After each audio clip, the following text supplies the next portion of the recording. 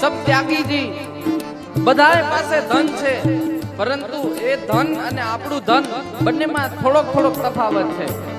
આપણું ધન આપણે વાપરીએ તો એ ખૂટતું જાય, પરંતુ સત્કર્મમાં